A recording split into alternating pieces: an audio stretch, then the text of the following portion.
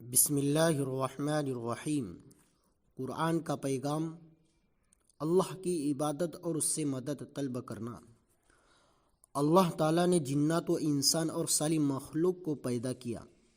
اور ان کی پرورش و روزی کا انتظام فرمایا اور انہیں ہر حال میں اپنی عبادت اور اپنی ذات عالی سے مدد طلب کرنے کا حکم دیا۔ چنانچہ اس نے اپنے بندوں کو سکھایا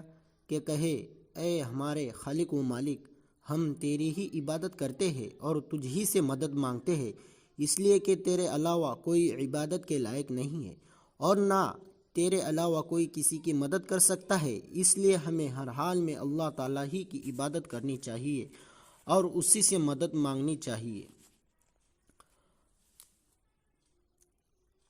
اللہ تعالیٰ نے لوگوں کو پیدا فرمایا اور زندہ رہنے کے لیے انہیں بے شمار نعمتیں فرمائی،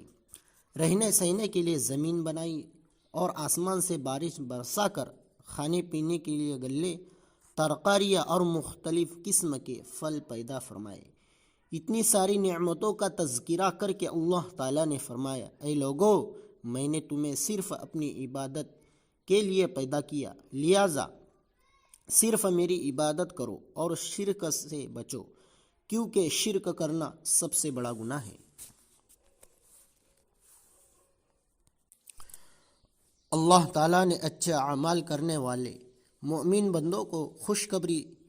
سناتے ہوئے فرمایا کہ مرنے کے بعد ان کو ایسے باغوں میں داخل کیا جائے گا جن کے نیچے نہریں بہہ رہی ہوگی، اور انہیں کھانے کے لیے ایسے پھل عطا کیے جائیں گے کہ دیکھنے میں ان کی شکل و صورت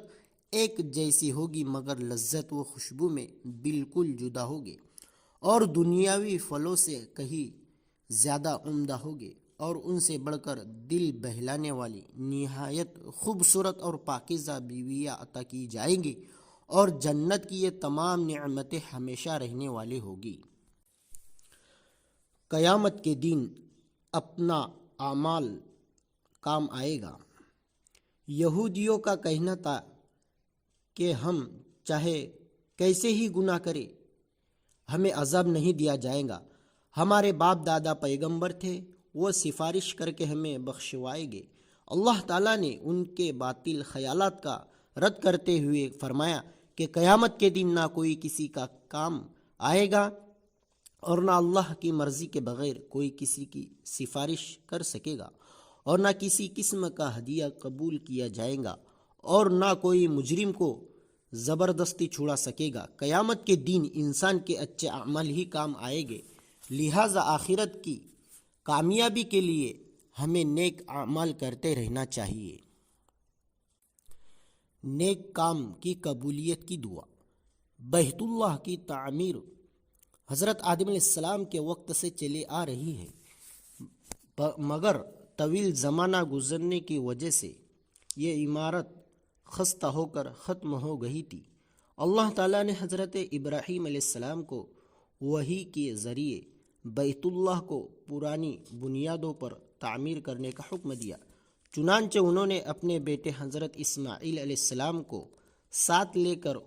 اس کی تعمیر کی، اور تعمیر کے دوران بڑی عاجزی کے ساتھ اس عمل کی قبولیت کی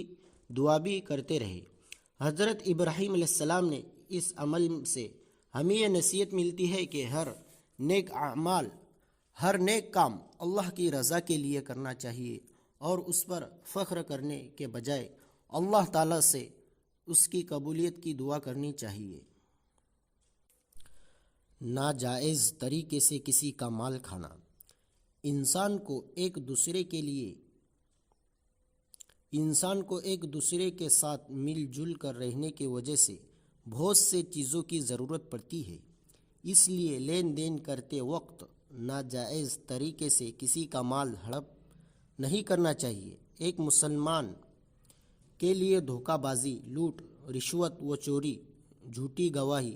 امانت میں خیانت، ظلم و زیادتی اور حکام تک رسائی حاصل کر کے باطل طریقوں سے کسی کا مال کھانا جائز نہیں۔